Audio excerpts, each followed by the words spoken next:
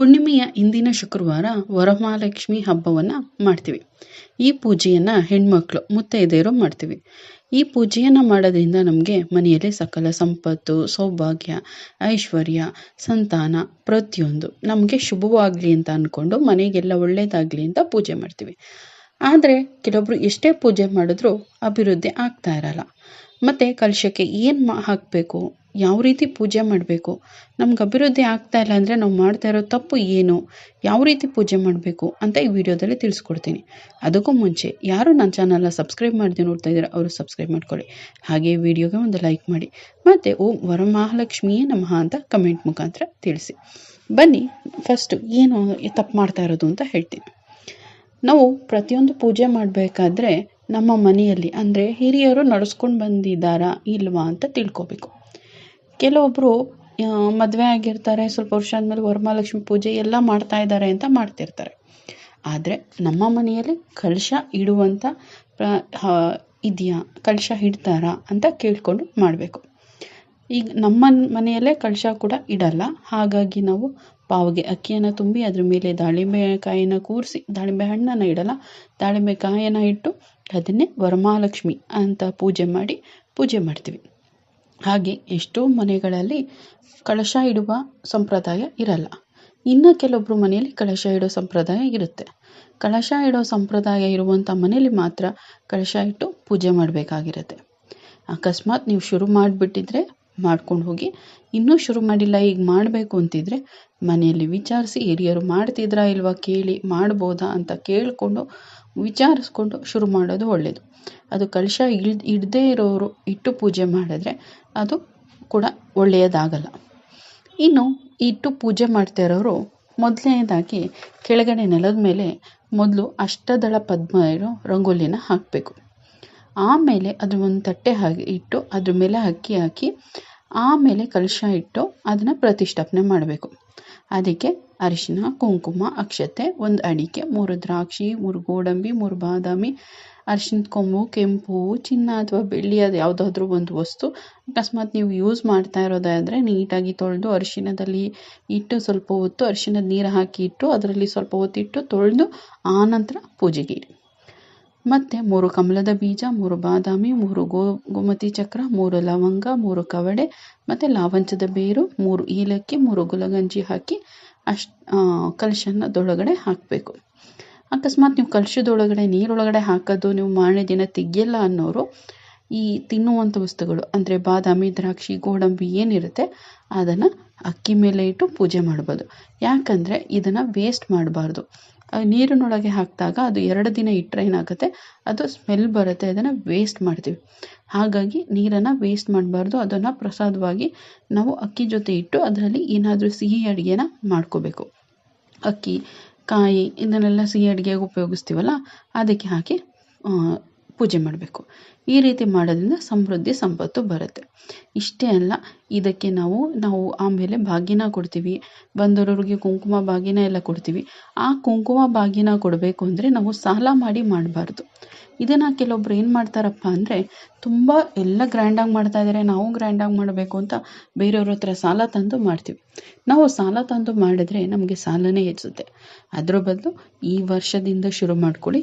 ವರ್ಷದಿಂದ 10 ರೂಪಾಯಿ, 20 ರೂಪಾಯಿ, 100 ರೂಪಾಯಿ, 200 ರೂಪಾಯಿ, 500 ರೂಪಾಯಿ ಆ ಥರ ನಿಮಗೆ ತಿಂಗಳಿಗೆ ಅಥವಾ ವಾರಕ್ಕೆ ಯಾವ ರೀತಿ ಕೂಡ್ಸೋಕ್ಕಾಗುತ್ತೋ ಆ ದಿನ ಒಂದು ಗೋಲ್ಕ ಅಥವಾ ಒಂದು ಡಬ್ಬ ಇಟ್ಟು ಅದಕ್ಕೆ ದುಡ್ಡು ಹಾಕ್ತಾ ಬನ್ನಿ. ಅದರಲ್ಲೇ ನೆಕ್ಸ್ಟ್ ಅದರಲ್ಲಿ ಎಷ್ಟು ದುಡ್ಡು ಉಳಿಸಿರ್ತೀರೋ ಅದೇ ದುಡ್ಡಿನಲ್ಲಿ ನೀವು ನೆಕ್ಸ್ಟ್ ವರ್ಷ ವರಮಹಾಲಕ್ಷ್ಮಿ ಹಬ್ಬನ ಪೂಜೆ ಮಾಡಿ. ಮತ್ತು ಅದೇ ಥರ ಮಾಡ್ಕೊಂಡೋಗಿ ನಿಮ್ಮ ಅದೃಷ್ಟ, ನಿಮ್ಮ ಕಡೆ ವರಮಹಾಲಕ್ಷ್ಮಿ ಕೃಪೆ ಹೇಗಾಗುತ್ತೆ ಅಂತ ನೀವೇ ತಿಳಿದುಕೊಳ್ಳಿ. ಬೇರೆಯವ್ರನ್ನ ನೋಡಿಕೊಂಡು ಮಾಡೋದಕ್ಕಿಂತ ನೀವೇ ದುಡ್ಡು ಉಳಿಸಿ, ಸಾಲ ಮಾಡಿ ತುಂಬ ಗ್ರ್ಯಾಂಡಾಗಿ ಮಾಡೋದಕ್ಕಿಂತ ನಿಮ್ಮ ದುಡ್ಡು ಉಳಿಸಿ ಮಾಡುವಂಥದ್ರಲ್ಲಿ ನೋಡಿ ಹೇಗೆ ನೀವು ಆರ್ಥಿಕವಾಗಿ ಮತ್ತು ಎಲ್ಲದರಲ್ಲೂ ಹೇಗೆ ಬೆಳಿತೀರಿ ಅಂತ.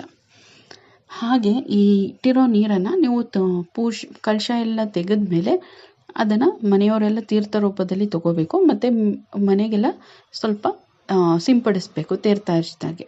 ಆ ಥರ ಎರಚೋದ್ರಿಂದ ಮನೆಯಲ್ಲಿ ಸಕಾರಾತ್ಮಕತೆ ಶಕ್ತಿಯನ್ನು ತುಂಬುತ್ತೆ ಮತ್ತು ಅದು ಎಲ್ಲದೂ ಒಳ್ಳೆಯದಾಗಿ ನೆಗೆಟಿವಿಟಿ ಏನಾದರೂ ಇದ್ದರೆ ಅದನ್ನು ಹೋಗಿಸಿ ಸಕಾರಾತ್ಮಕತೆ ಶಕ್ತಿ ತುಂಬುತ್ತೆ. ಇನ್ನು ಗೋಮತಿ ಚಕ್ರ ಈ ಕವಡೆ ಅವೆಲ್ಲದನ್ನು ಗುಲ್ಗಂಜಿ ಅವೆಲ್ಲನೂ ಕೆಂಪು ಬಟ್ಟೆಯಲ್ಲಿ ಕಟ್ಟಿ ಅದನ್ನು ನೀವು ಹಣ ಇಡೋ ಬೀರುನಲ್ಲಿ ಹಣ ಇಡ್ತೀರಲ್ಲ ಆ ಸ್ಥಳದಲ್ಲಿ ಇಡಬೇಕು. ಅದರಿಂದ ಹಣ ಸಮಸ್ಯೆ ದೂರ ಆಗುತ್ತೆ. ನಾವು ವರಮಹಾಲಕ್ಷ್ಮಿ ಹಬ್ಬನ ಪೂಜೆ ಮಾಡಬೇಕಾದ್ರೆ ಎಲ್ಲ ಕಲಶ ಪ್ರತಿಷ್ಠಾಪನೆ ಮಾಡಿಬಿಟ್ಟು ನಾವೇನು ಮಾಡ್ತೀವಿ, ಎಲ್ಲರೂ ಸಾಮಾನ್ಯವಾಗಿ ಏನು ಮಾಡ್ತಾರಪ್ಪ ಅಂದರೆ ಕಲಶ ಪ್ರತಿಷ್ಠಾಪನೆ ಮಾಡಿಬಿಟ್ಟು ಪೂಜೆ ಮಾಡಿಬಿಡ್ತೀವಿ. ಆದರೆ ಪೂಜೆ ಮಾಡಬೇಕಾದ್ರೆ ನಾವೇನು ಮಾಡಬೇಕಪ್ಪ ಅಂದರೆ ಅಲ್ಲಿ ದೇವರ ಆಹ್ವಾನ ಆಗಿದೆ ಅಂತ ಅಂದ್ಕೋಬೇಕು. ನಿಮಗೆ ಸಂಕಲ್ಪ ಬರೋದಾದರೆ ಸಂಕಲ್ಪ ಹೇಳ್ಕೊಂಡು ಮಾಡಿ. ಸಂಕಲ್ಪ ಎಲ್ಲರಿಗೂ ಬರಲ್ಲ.